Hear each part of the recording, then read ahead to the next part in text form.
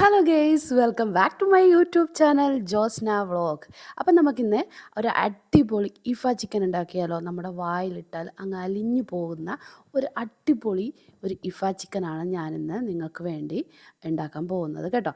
അപ്പോൾ എല്ലാവരും വായോ, നമുക്ക് ഇത് ഇഫ ചിക്കൻ എങ്ങനെ ഉണ്ടാക്കാമെന്ന് നമുക്ക് നോക്കാം കേട്ടോ. എനിക്ക് തോന്നുന്നത് ഞാനിപ്പോൾ ഈ ചിക്കൻ ഉണ്ടാക്കിയതിൽ വെച്ച് ഏറ്റവും എളുപ്പത്തിൽ തയ്യാറാക്കാൻ പറ്റിയ ഒരു റെസിപ്പിയാണ് കേട്ടോ ഈ ഇഫ ചിക്കൻ.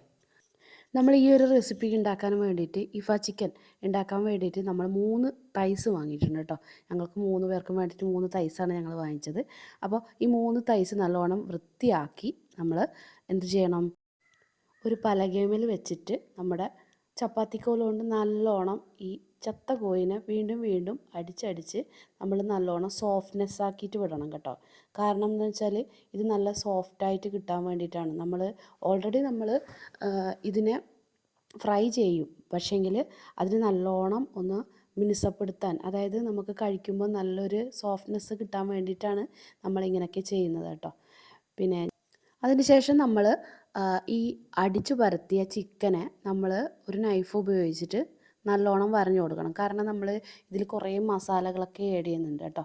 നമ്മളെ വീട്ടിൽ കിട്ടുന്ന മസാലയൊക്കെയാണ് അത് തന്നെ അതിൽ ആഡ് ചെയ്യുന്നുണ്ട്. പിന്നെ അതിന് കൂടെ ചേർക്കുന്ന പല കാര്യങ്ങളുണ്ട്, അത് ഞാൻ വഴിയെ പറഞ്ഞുതരാം.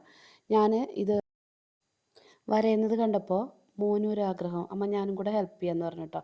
അപ്പോൾ അവനും കൂടെ എന്നെ ഹെൽപ്പ് ചെയ്യാണ് കേട്ടോ. അവനിങ്ങനത്തെ കുക്കിംഗ് കാര്യത്തിലെല്ലാം ഭയങ്കര ഒരു ഇൻട്രസ്റ്റ് തന്നെയാണ്. അധികവും ഞങ്ങൾ ഒരുമിച്ചാണ് കേട്ടോ കുക്കിംഗ് ചെയ്യുക. ഇങ്ങനെയുള്ള ഡിഷസ് എല്ലാം അവന് ഭയങ്കര ഇഷ്ടമാണ്, എല്ലാം ചെയ്യാനെല്ലാം അവന് ഭയങ്കര താല്പര്യമാണ്.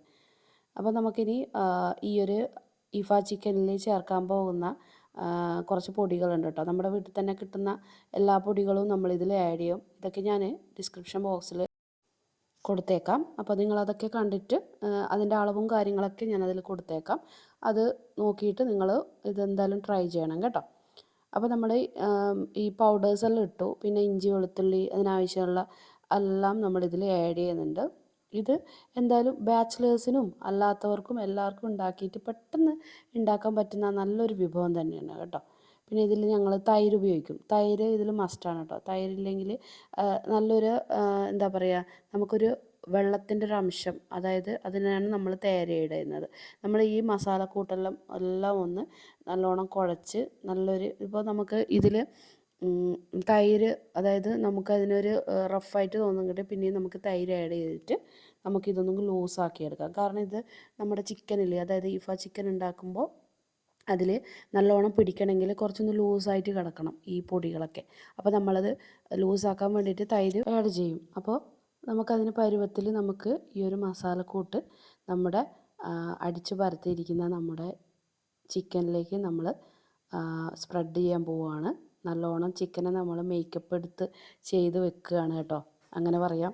അതായത് എല്ലാ മസാലക്കൂട്ടുകളും തേച്ച് പിടിപ്പിക്കുകയാണ് നമ്മുടെ ചിക്കനിലേക്ക് കേട്ടോ. ഇപ്പോൾ ഫുള്ളായിട്ട് നമ്മളുടെ ഈ 3 തൈസും നല്ലോണം കറക്റ്റായിട്ട് നമ്മുടെ ആ വരയിൽ കൂടെ എല്ലാം ഒന്ന് സ്പ്രെഡ് ചെയ്ത് കൊടുക്കണം കേട്ടോ. എല്ലാ ഭാഗവും മൂടിയിരിക്കണം, അല്ലാതെ നല്ലോണം നമുക്ക് ഫ്രൈ ആയിട്ട് വരില്ല.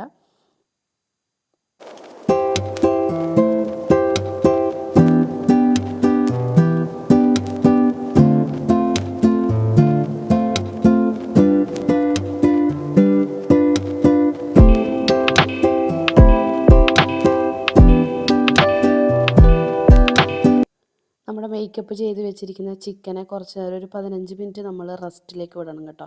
അത് നല്ലോണം ഒന്ന് പിടിക്കാൻ വേണ്ടിയിട്ടാണ് ഒരു 15 മിനിറ്റ് നമ്മൾ റെസ്റ്റിൽ വിടേണ്ടത്. പിന്നെ നമ്മൾ അതിന് ശേഷം നമ്മളൊരു കടായി എടുക്കുന്നുണ്ട്. കടായിലാണ് നമ്മളൊരു ഫ്രൈങ് പാൻ, അതായത് ഈ ഒരു ഫ്രൈങ് പാനിൽ ഞാൻ 2 ചിക്കൻ മാത്രമേ എനിക്കിതിലിടാൻ പറ്റൂ, കാരണം സ്പേസ് ഇല്ല. 3ാമത്തെ ചിക്കൻ ഞാൻ വേറൊരു കടായിൽ വെച്ചിട്ടുണ്ട്. ഫസ്റ്റ് നമ്മൾ കടായി എടുത്തിട്ട് അതിൽ സൺഫ്ലവർ ഓയിലാണ് നമ്മളിതിൽ ഉപയോഗിക്കുക, വെളിച്ചെണ്ണ ഉപയോഗിക്കരുത്. ഓക്കെ, സൺഫ്ലവർ ഉപയോഗിച്ചാണ് ഈ ഒരു ഇഫ ചിക്കൻ നമ്മൾ ഉണ്ടാക്കാൻ പോകുന്നത്. അപ്പോൾ അതിന് കണക്കായിട്ട് നമ്മൾ സൺഫ്ലവർ ഓയിലെല്ലാം ഒഴിച്ചിട്ടുണ്ട്.